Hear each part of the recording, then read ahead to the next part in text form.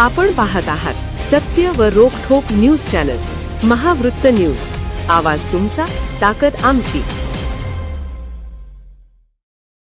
सभापती निवडीवेळी काँग्रेसची high voltage action. या समितीच्या सभापती निवडीबद्दल आक्षेप.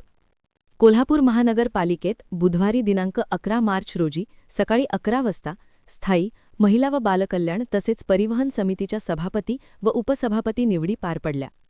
पण परिवहन समिती सभापती निवडीबाबत समितीचे सदस्य दुर्वास कदम यांनी आक्षेप घेतला. याबाबत सविस्तर माहिती अशी की परिवहन समिती सभापती निवडणूक सकाळी ठीक 11:55 सुरू झाली व यामध्ये नवनिर्वाचित स्थायी समिती सभापती विशाल शिराळे यांनी मतदान प्रक्रियेत सहभागी होत आपले मत नोंदवले.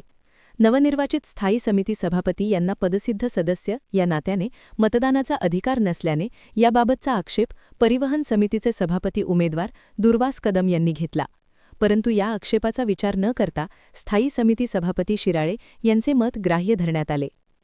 महाराष्ट्र महानगरपालिका अधिनियमाच्या कलम 27 मधील परिवहन समिती सभापती निवडीतील कलम 1 मध्ये असे नमूद आहे की परिवहन समितीने कलम 25 चे पोट कलम 2 अन्वये नेमणुकीनंतर समितीच्या पहिल्या सभेत आणि त्यापुढील प्रत्येक वर्षी त्याच महिन्याच्या पहिल्या सभेत आपल्या सदस्यांपैकी एका सदस्याला सभापती म्हणून नेमले पाहिजे.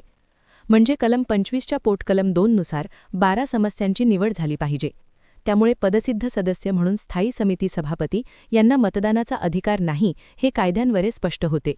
हा दाखला देत निवड पीठासीन अधिकारी तथा अतिरिक्त जिल्हाधिकारी संजय शिंदे यांना काँग्रेसच्या वतीने परिवहन समिती सभापती निवड रद्द करून कायद्यातील तरतुदीनुसार नव्याने निवड प्रक्रिया राबविण्यात यावी, अन्यथा कायदेशीर मार्गाचा अवलंब करण्याचे निवेदन देण्यात आले.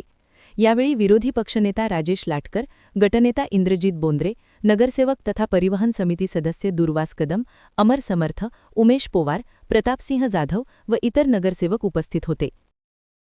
महावृत्त न्यूज चॅनलला लाईक करा, शेअर करा आणि सबस्क्राईब करा.